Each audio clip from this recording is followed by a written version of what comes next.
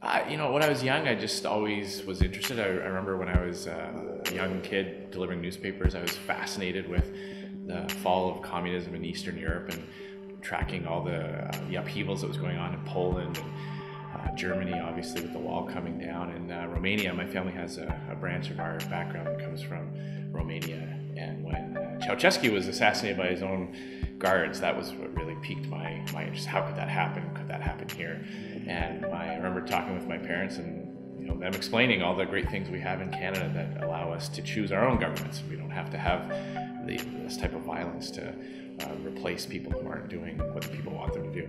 That's what led me to learn more, to ask a lot of questions about policy. And when I was a teenager, I got involved, started volunteering on local campaigns, and one thing led to another. Great people in political movements, and always stuck with it. The part I like best about campaigns would definitely be door knocking. A bit more personal than being on the phones, and you get a bit more interaction with people.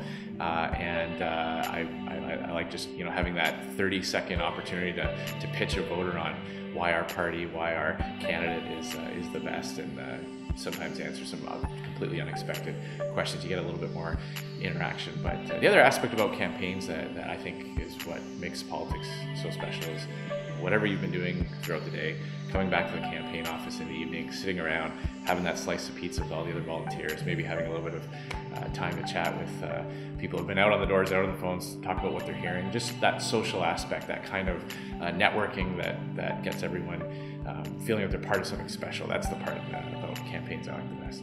Arriving in a town or a city. I think it was one time we were out on the East Coast. We had one day, I think it was in New Brunswick, one day quick stop and then on to the next thing.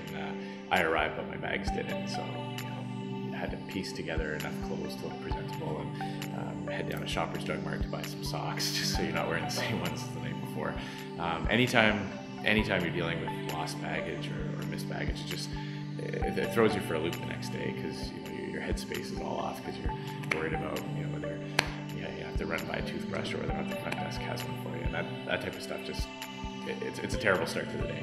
There's some people that definitely inspired me. I really like the way certain politicians did things, and so Ralph Klein in Alberta just had this real common touch that he was able to take some. Sometimes a lot of political issues are discussed in a way that sounds a little bit philosophical or esoteric, and he had this great way of just finding that sentence that just brought it right back home to how it affected people, and I always liked that. Jason Kenney did a lot for our movement and brought a real principled passion to his role, and it was great to work with him. So those are definitely two. Margaret Thatcher, when I was young, learning about politics and things going on in Europe, Margaret Thatcher was really inspiring as a person, trailblazer, first female prime minister in the history of the United Kingdom, and all that comes with that.